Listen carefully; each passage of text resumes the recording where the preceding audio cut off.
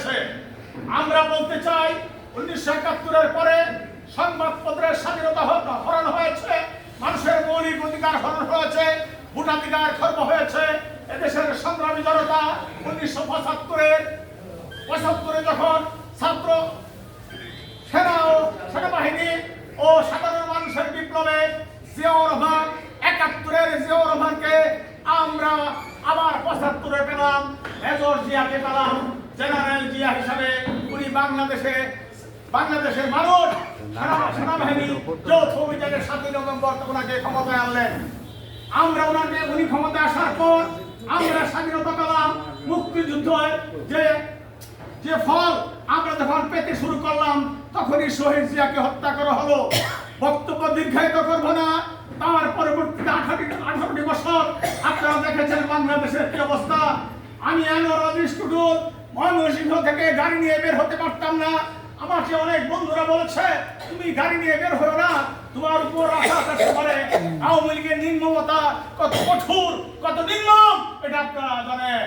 তাই আমি বাসে করে ময়মনসিংহ থেকে বালুকা এসেছি।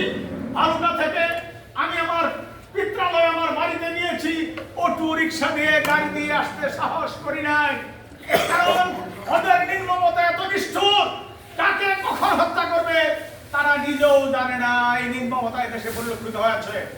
প্রিয় মুক্তিযোদ্ধা বৃন্দ, 1924-এর 5ই আগস্টের ছাত্র আন্দোলনে যারা শহীদ হয়েছেন তাদের আত্মার প্রতি শ্রদ্ধা জানাই। ইতিপূর্বে জেলা প্রশাসক ময়মনসিংহের সুযোগ্য জেলা প্রশাসককে নিয়ে আপনাদের উদ্দেশ্যে বক্তব্য রেখেছি। উনি বলেছেন 5ই আগস্টের নির্মমতার আপনারা জানেন। 5ই আগস্টের চেতনাকে বক্ষে ধারণ করে ভালুকায় আপনারা অবস্থান করবেন। আজকে সামান্য সহযোগিতা আমি টুটুল সাহেব আনোয়ার আজিজ টুটুলের মাধ্যমে করেছি। আগামী দিনে যতটুকু সহযোগিতা করার উনি আপনাদেরকে করবেন এই কথা বলেছেন। আমি বলতে চাই, একজন জেলা প্রশাসক কতটুকু আন্তরিক হলে আপনাদের সাথে মোবাইলে কথা বলতে পারে, তাই আপনারা বিশ্বাস করবেন। আমি আনোয়ার আজিজ টুটুল যখন রাজনীতি করি, রাজনৈতিক নেতাদের সাথে আন্তরিকতা রেখে করেছি। জেলা প্রশাসনের আপনাদের দোয়া আশীর্বাদে ময়মনসিংহ জেলার সর্বোচ্চ আইন কর্মকর্তা হয়েছি। এর চাইতে বড় পাওয়া আমার জীবনে তবে এটা যেন আমি সততার সাথে পালন করতে পারি, তার জন্য আপনারা আমার জন্য দোয়া করবেন। ময়মনসিংহের পাবলিক প্রসিকিউটরের মতো বড় সম্মানিত পদ আমাকে দিয়েছে এবং জেলা প্রশাসক পুলিশ সুপারকে আমি টেলিফোন করেছি, আপনি আমার মুক্তিযোদ্ধাদের সাথে কথা বলবেন। আমাকে বলেছে, ভাই আমি আমার পারিবারিক ফ্যামিলি নিয়ে আমি ময়মনসিংহের বাইরে অবস্থান করছি, তাই ওনাদেরকে মুক্তিযোদ্ধা বৃন্দকে আমি পুলিশ সুপার হিসেবে আপনার মাধ্যমে উনি আপনাদেরকে সালাম জানিয়েছেন। আপনারা ওনার সালাম এবং পুলিশ সুপার যদি ময়মনসিংহে ভালুকায় কখন আসে সেদিন আপনারা দাঁড়িয়ে বললেন, আনোয়ার আজিজ টুটুল উনি যখন কম্বল বিতরণ করতে এসেছিলেন, আপনি পারিবারিক কাজে বাইরে ছিলেন, যার জন্য আপনি কথা বলতে পারেন নাই। উনি আপনার পক্ষে আমাদের মুক্তিযোদ্ধাকে সালাম জানিয়েছেন, আমরা সালাম গ্রহণ করেছি। তাই আপনাদের সর্বশেষ বলতে চাই, 5ই আগস্টের রক্ত সারা বাংলাদেশের ছাত্র জনতার আন্দোলনের ফসল, বাংলার দ্বিতীয় স্বাধীনতা আমি পেয়েছি। স্বাধীনতা আপনারা পেয়েছেন, স্বাধীনতা আমি আজকে আনোয়ার আজিজ টুটুল আপনাদের কাছে আসতে পেরেছি। কম্বল নিয়ে আসি, খালি হাতে আসতে তো পেরেছি। বিগত 16টি বছর আপনাদের কাছে আমি আসতে পারি নাই।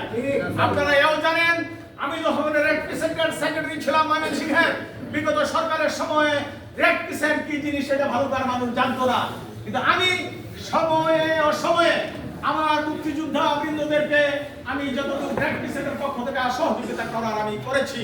এবং ইনশাআল্লাহ আপনারা মনে রাখবেন, আজ থেকে 15 দিনের মধ্যে আমি আমার ময়মনসিংহ জেলার রেড ক্রিসেন্টের সেক্রেটারি হব। 16 দিনের মাথায় আপনাদের সাহায্য হব আমি আনোয়ার আজিজ টুটুল এই রেড ক্রিসেন্টের সেক্রেটারি হিসেবে। এই প্রত্যাশা আমার আছে, আরো আশা আছে, সেটার জন্য আপনারা দোয়া করবেন। আগামী দিনে যেন আপনাদের উন্নয়নের জন্য আনোয়ার আজিজ টুটুলকে আরো ভালো জায়গায় প্রতিষ্ঠিত করে আল্লাহ রাব্বুল আলামিনের কাছে দোয়া করবেন। আপনারা যে ক্ষুদ্র সাহায্য নেওয়ার জন্য এসেছেন, ক্ষুদ্র একটি সাহায্য, এটা সাহায্য নয়, এটা আপনাদের সাথে দেখা করার জন্য আমার সুযোগ।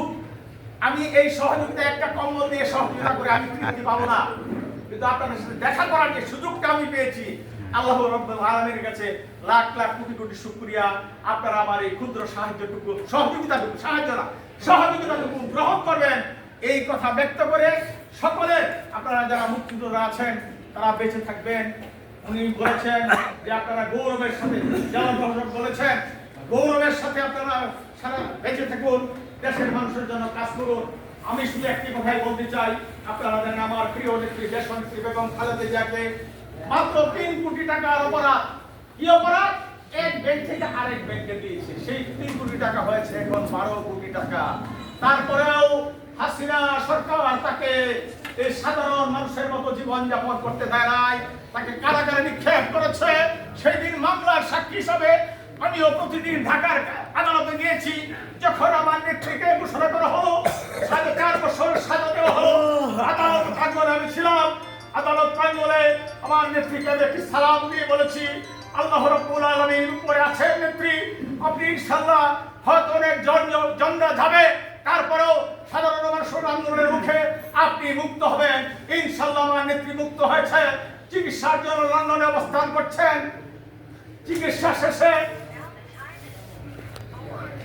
আমি আশা করছি, গতকালকেও আমার সাথে অনেক লন্ডনে প্রবাসী অনেকের সাথে কথা হয়েছে, ওনারা বলেছেন আগামী মার্চ মাসে বাংলাদেশ জাতীয়তাবাদী দলের সম্মেলন হবে, সেই সম্মেলনে আমার প্রিয় নেত্রী দেশনেত্রী বেগম খালেদা জিয়া উদ্বোধনী ভাষণ দিবেন, আপনারা ওনার জন্য দোয়া করবেন।